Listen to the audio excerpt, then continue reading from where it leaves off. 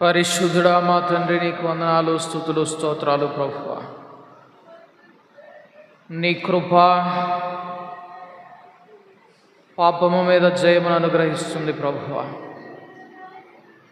నీ వైపు చూచే నేత్రములు, నీ యందు విశ్వాసం ఉంచే హృదయమును మీరు మాకు అనుగ్రహించండి. వ్యర్థత్వం వైపు ఎన్నడూ చూడకుండా క్రీస్తుతో కూడా లేపబడిన జీవితాన్ని మీరు మాకు అనుగ్రహించండి. పరసంబంధమైనటువంటి వారసులముగా నిన్ను వెంబడించినట్లు నీ వాక్యమును విని గైకునేటటువంటి వారిగా మీరు మమ్మలను మార్చండి. మా పట్ల నీ యొక్క కృపను విస్తరింప చేయమని యేసు నామమున ప్రార్థించి అడిగి వేడుకుంటున్నాము తండ్రి, ఆమేన్. అందరికీ వందనాలు. కొద్ది నిమిషాలు మళ్ళీ నేను కూడా కొన్ని వాక్యాలు చూపించి ముగించేస్తాను. కృప అవసరం. పాపం నుండి మనం విడిపింపబడాలి అంటే దేవుని కృప ద్వారానే రక్షణ పొందుతాం. అయితే ఒక ప్రత్యేకమైనటువంటి విషయాన్ని యేసునాథుడు మనకు జ్ఞాపకం చేస్తూ ఉన్నాడు. యోహాను సువార్త 6వ అధ్యాయము, యోహాను సువార్త 6వ అధ్యాయం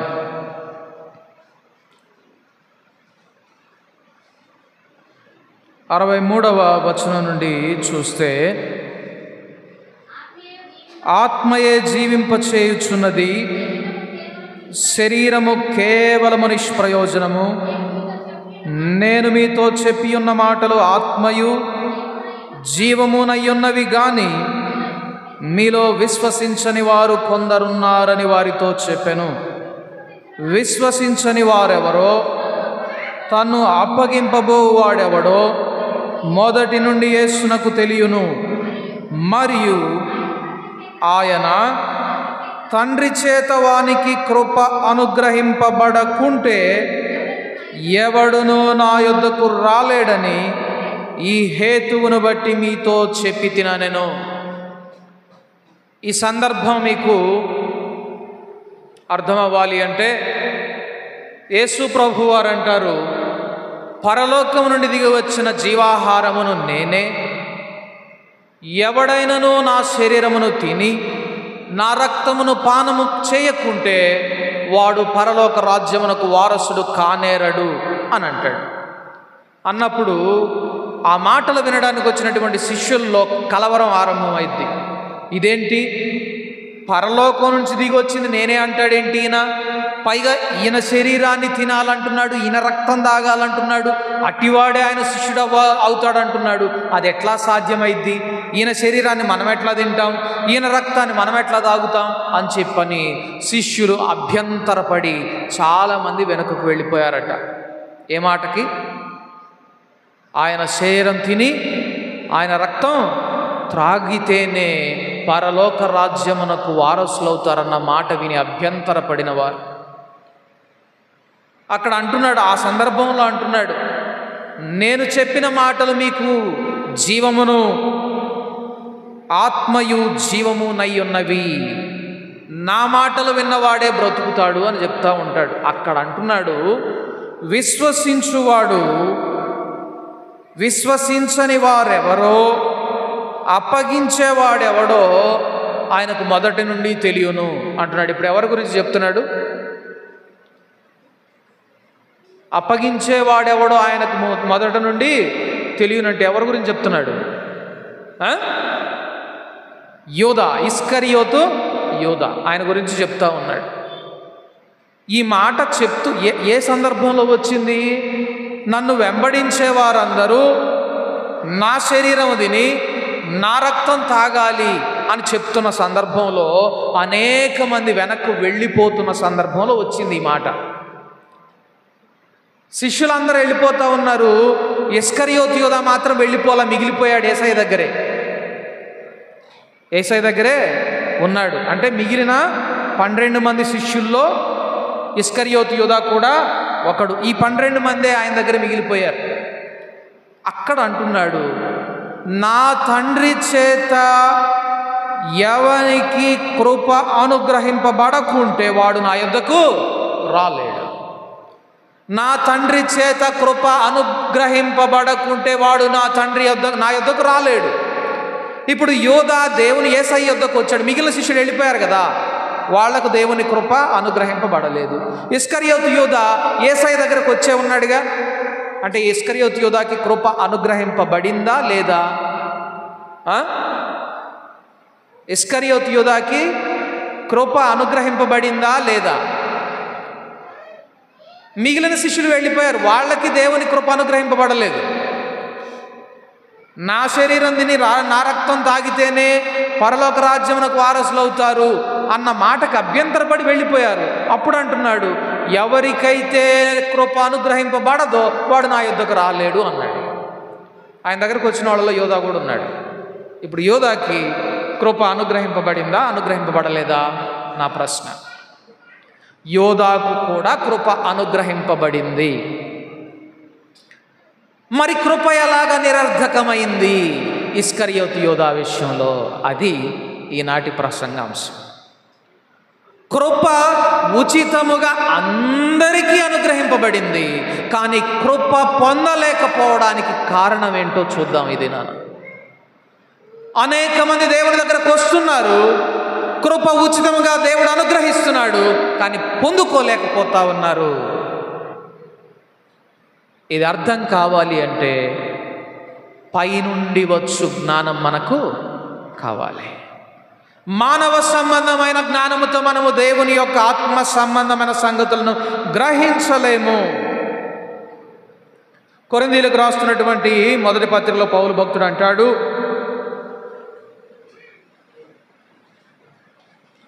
మేము పరిపూర్ణులైన వారి మధ్య జ్ఞానమును బోధించుచున్నాము, అది ఈ లోక జ్ఞానము కాదు. కొరింథీయులకు రాసిన మొదటి పత్రిక 2వ అధ్యాయము 6వ వచనం, ఈ లోక జ్ఞానము కాదు, నిరర్ధకులైపోవుచున్న ఈ లోకాధికారుల జ్ఞానము కాదు, గాని దేవుని జ్ఞానము మర్మమైనట్టుగా బోధించుచున్నాం. దేవుని జ్ఞానము ఒక మర్మము, అందరికీ అది అనుగ్రహింపబడదు. దేవుని జ్ఞానము అందరికి అనుగ్రహింపబడదు. ఆ మర్మము మనకు అనుగ్రహించబడాలి అంటే ఒక కండిషన్ ఉంది. యేసు ప్రభువు దగ్గరికి కొంతమంది శిష్యులు వచ్చి, అయ్యా మేము ప్రార్థన చేస్తుంటే దయ్యాలు పారిపోతూ ఉన్నాయి, స్వస్థతలు కలుగుతూ ఉన్నాయి, దయ్యములు మా మాటకు లోబడుతున్నాయి అన్నప్పుడు ఆయన సంతోషించండి, మంచిది, కానీ దయ్యములు మీకు లోబడుతున్నాయన్న మాటను బట్టి మీకు సంతోషమే, కానీ దానికంటే పరలోకమందు మీ పేర్లు రాయబడి ఉన్నాయి కనుక దాన్ని బట్టి మీరు సంతోషించండి అని అంటూ ఒక మాట అంటాడు అక్కడ. నాయన తండ్రి, ఆకాశానికి భూమికి నీ ప్రభువా, జ్ఞానులకును వివేకులకును ఈ సంగతులు మరుగు చేసి పసిబాలురకు నీవు బయలుపరచావు. ఎవరికి? ఇప్పుడు మర్మమై ఉన్న దేవుని జ్ఞానము ఎవరికి అనుగ్రహించబడుతుంది? పసిబాలురకు అనుగ్రహించబడుతుంది. ఎంతకాలము నీవు దేవుని సన్నిధిలో పసిబాలుని అనుభవంలోనికి రాకుండా ఉంటావో అంతకాలం నీకు దేవుని జ్ఞానం అర్థం కాదు, దేవుని మర్మం బోధపడదు. దేవుని జ్ఞానము, దేవుని మర్మం నీకు అర్థం అవ్వాలి అంటే మీరు మార్పు నొంది పసిపిల్లల వంటి వారైతేనే కానీ పరలోక రాజ్యానికి ప్రవేశించలేరు. కాబట్టి పసిపిల్లలైతేనే దేవుని జ్ఞానం అర్థమవుతుంది. ఏంటి పసిపిల్లల లో ఉండినటువంటి లక్షణం అంటే, చిన్న పిల్లల్ని మీరు ఎలా అంటే అలా మాలుచుకోవచ్చు, అవునా? చిన్నపిల్లలు. అదే బాగా ఎదిగినటువంటి వాడిని, అవిధేయుడైనటువంటి కుమారుని చూసి, ఏందయ్యా అట్ట పెంచుతున్నావు నీ పిల్లల్ని, వాడు చేసే పని ఏంది, వాడికి బుద్ధి చెప్పండి. నా మాట ఆడింటాడయ్యా, నా మాట ఎక్కడింటున్నాడు, నా చెయ్యి దాటిపోయాడు. దేవుని ఆజ్ఞకు లోబడే హృదయం ఎవరిలో ఉంటుందంటే పసిపిల్లలలో ఉంటుంది. పసిపిల్లవాని వలె మనం మార్పు నొందితే గాని దేవుని ఆజ్ఞకు మనం లోబడలేము. గనుక దేవుని జ్ఞానం మనకు అర్థం కావాలి. కృప నిరర్ధకం కాకుండా మనలో కృప సఫలం కావాలి అంటే మొదటగా పసిపిల్లల వంటి వారమై దేవుని మాటకు లోబడే వారమై ఉండాలి. ఈ సందర్భంలో పౌలు భక్తుడు అంటాడు, జ్ఞానం మీకు అవసరం. మీలో జ్ఞానం ఎవరికైనా కొదువగా ఉన్నదా వాడు దేవుని అడగాలి అని చెప్తూ, జ్ఞానము పైనుండి వచ్చు జ్ఞానము మనకు దేవుని యొక్క స్వభావాన్ని అర్థం అయ్యేటట్లు చేస్తుంది. అయితే లోక సంబంధమైనటువంటి జ్ఞానం ఏం చేస్తుంది అంటే దేవుని స్వరూపి అయ్యున్న క్రీస్తు మహిమను కనుపర్చు సువార్త ప్రకాశము వారికి ప్రకాశింపకుండా నిమిత్తం ఈ యుగ సంబంధమైన దేవత అవిశ్వాసులైన వారి మనోనేత్రములకు గ్రుడ్డితనము కలుగజేస్తుంది. ఈ లోక సంబంధమైనటువంటి జ్ఞానము మనకు గ్రుడ్డితనాన్ని కలుగజేస్తుంది. ఏమి కనబడకుండా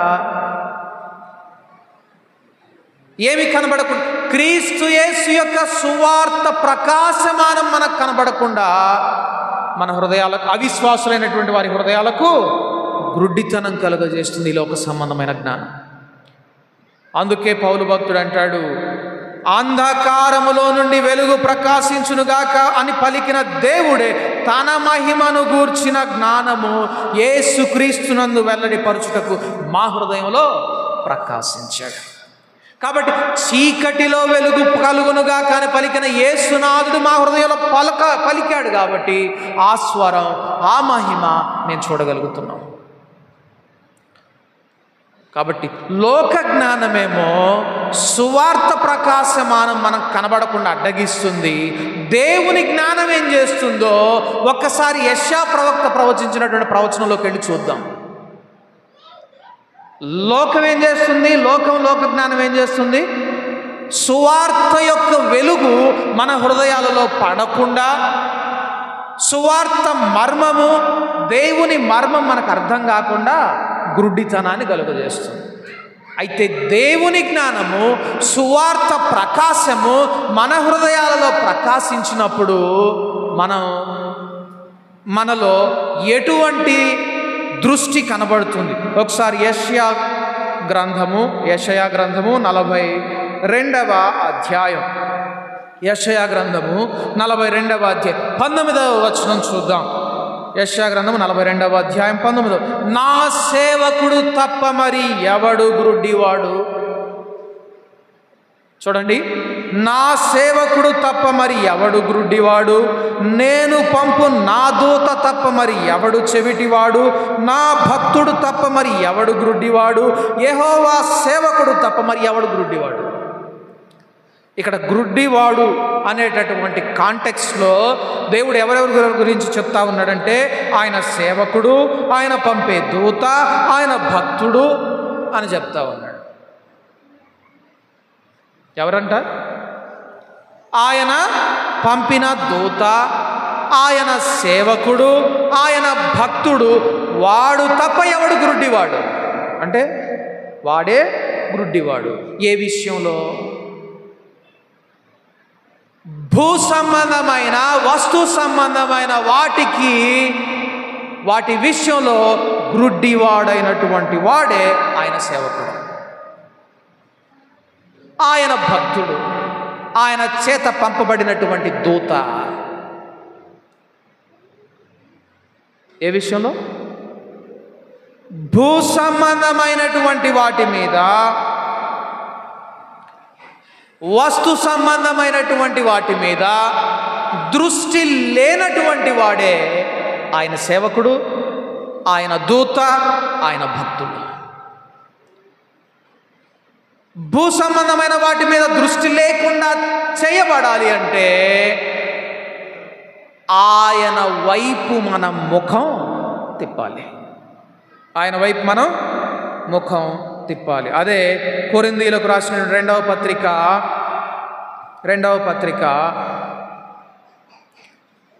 3వ అధ్యాయం 16వ వచనం. వారి హృదయము ప్రభు వైపునకు ఎప్పుడు తిరుగునో అప్పుడు ముసుగు తీసివేయబడును. ఇప్పుడు మనం చదువుకున్నటువంటి ఈ వాక్య భాగాల్లో 2 రకాల గురుడితనం ఉంది. ఒకటి సువార్త వెలుగును అడ్డగించే గురుడితనం, ఇంకొకటి లోక సంబంధమైన దృష్టిని అడ్డగించే గురుడితనం. క్రైస్తవునిలో ఏది ఉండాలి? లోక సంబంధమైన దృష్టిని అడ్డగించే గురుడితనం ఉండాలి. ఏ గురుడితనం ఉండకూడదు? సువార్త వెలుగును అడ్డగించే గురుడితనం ఉండకూడదు. క్రైస్తవుల్లో పూర్తిగా భిన్నమైనటువంటి విషయం కనబడతాము.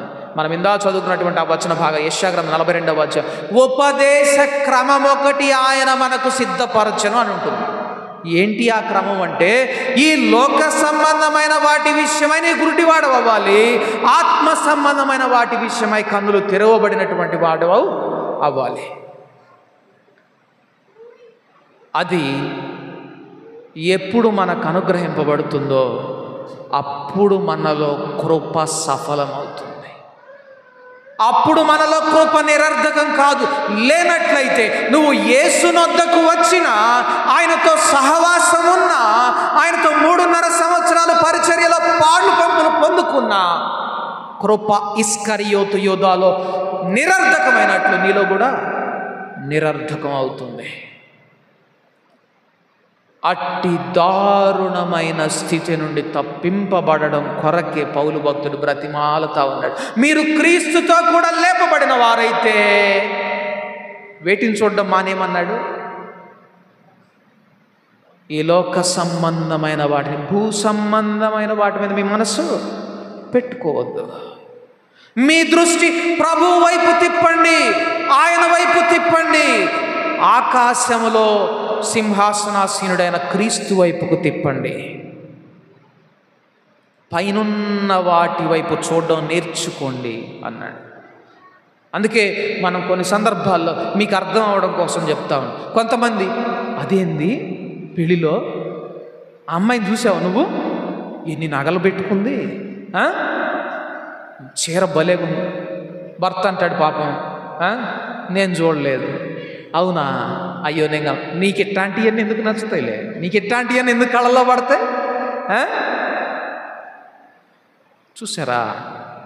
ఒక దృష్టి ఏమో బంగారం మీద, చీరల మీద, నగల మీద ఉంది, ఇంకొక దృష్టికి అది కంట్లో పడలేదు.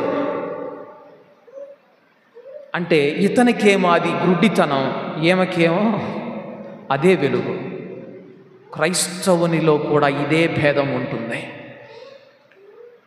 క్రీస్తుతో పాటుగా నివసించేటటువంటి, ఆయన వైపు త్రిప్పబడినటువంటి జీవితం కలిగి ఉంటే ఆయన తప్ప ఇక దేనిని చూడలేవు. అప్పుడు లోకస్తులు అనుకుంటారు, వీడు గుడ్డోడు, వీడికి ఏమీ కనబడదు. ఏంది, నువ్వు ఏం సంపాదించుకోలేదా? ఏం బంగారం వెనకేసుకోలేదా?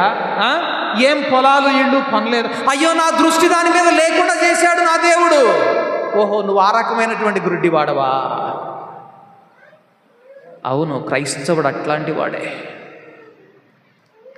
కానీ దారుణంగా దానికి భిన్నంగా జరుగుతూ ఉంది క్రైస్తవ్యంలో. సువార్త యొక్క వెలుగు ప్రకాశించని గురుడితనం ఏలుబడి చేస్తూ ఉంది. ఆత్మ ద్వారా వేటిని చూడకూడదో, వేటిని చూడాలో, వేటిని చూడకుండా అడ్డగించే గురుడితనం ఉండాలో అది ఉండడం లేదు. అందుకే కృప నిరర్ధకమవుతుంది. మనము కృప పొందుకున్న వారమైతే ఆయనతో కూడా సహవాసము కలిగి ఉందము. ఆయనతో కూడా సహవాసము కలిగి ఉంటే ఆయన రక్తములో, ఆయన శరీరంలో మనకు పాలు పంపులు ఉంటాయి.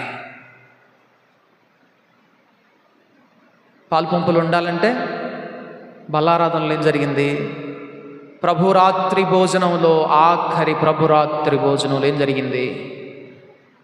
ఆయన శరీరంలో, ఆయన రక్తంలో వారందరూ పాలు పంపులు తీసుకుంటుంటే దానికి ముందు నేనా నేనా అనే ప్రశ్న వచ్చింది.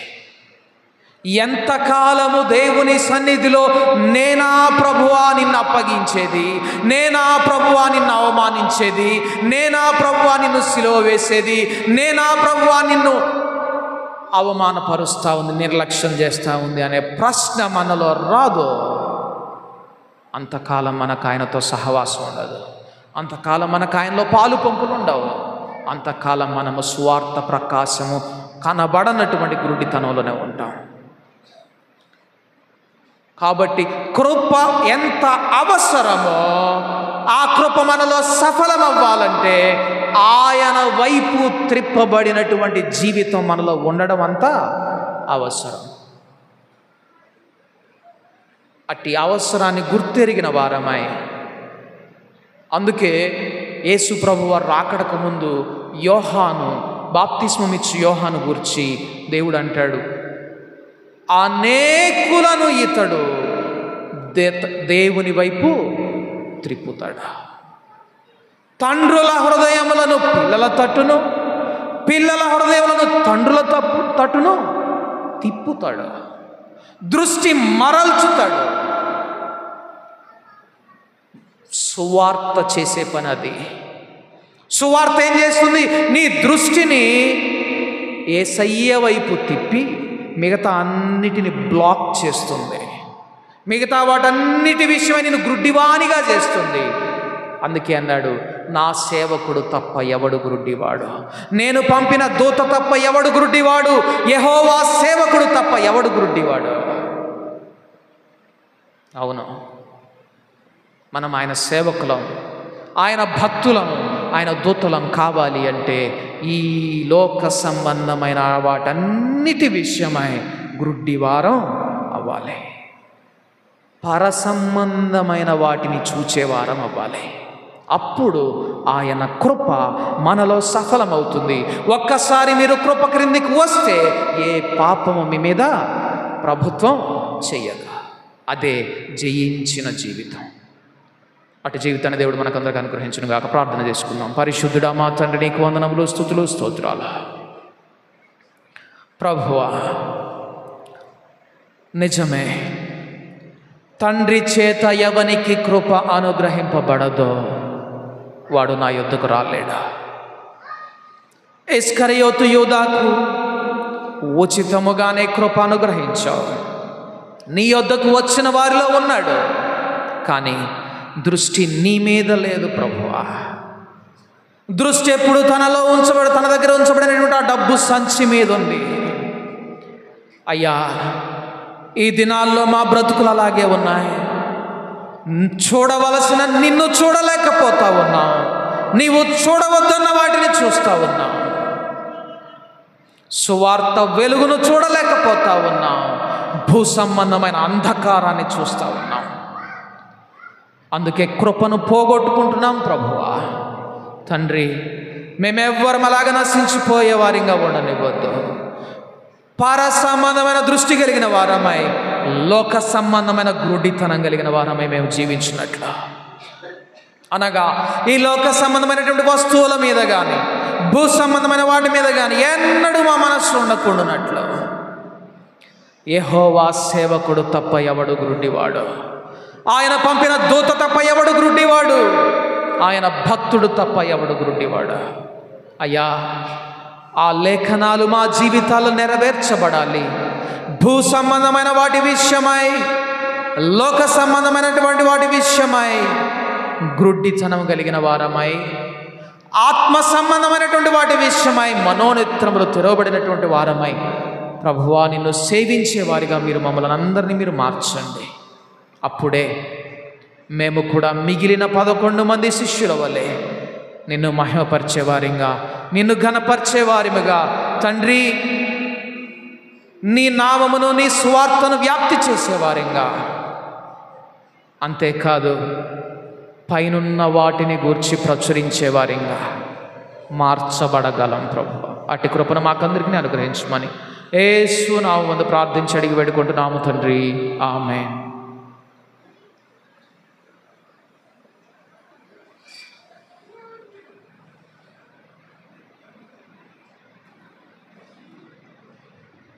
పాట పాడుకుందాం. పరలోకమే నా అంతఃపురం, చేరాలనే నా తాపత్రయం. పరలోకమే నా అంతఃపురం, చేరాలనే నా తాపత్రయం. యేసుదేవరా కనికరించవా, దారి చూపవా.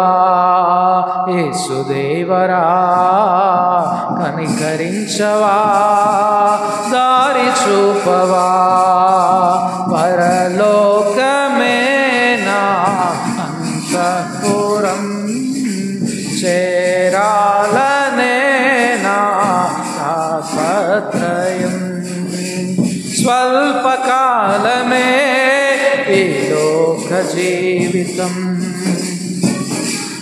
నా భవ్య జీవితం మహోజ్వలం. స్వల్పకాలమే ఈ లోక జీవితం, నా భవ్య జీవితం మహోజ్వలం.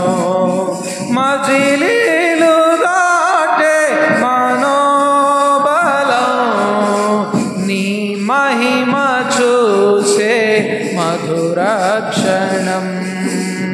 మజిలీలు దాటే మనోబలం, నీ మహిమ చూసే మధుర క్షణం. వీక్షించు కన్నులు విశ్వాస జీవితం నాకు యువవా. వీక్షించు కన్నులు విశ్వాస జీవితం నాకు యువవా. పరలోకమే నా అంతఃపురం, చేరాలనే నా తాపత్రయం. పాపమునెదిరించే శక్తిని నాకివ్వు, పరులను ప్రేమించే మనసే నాకివ్వు. పాపమునెదిరించే శక్తిని నాకివ్వు, పరులను ప్రేమించే మనసే నాకివ్వు. ఉద్రేకపరచే దురాత్మను ఎదిరించి పోరాడే శుద్ధాత్మను. ఉద్రేకపరచే దురాత్మను ఎదిరించి పోరాడే శుద్ధాత్మను. మోకాళ్ళ జీవితం కన్నీటి అనుభవం నాకు నేర్పవా. మోకాటి జీవితం కన్నీటి అనుభవం నాకు నేర్పవా. పరలోకమే నా అంతఃపురం,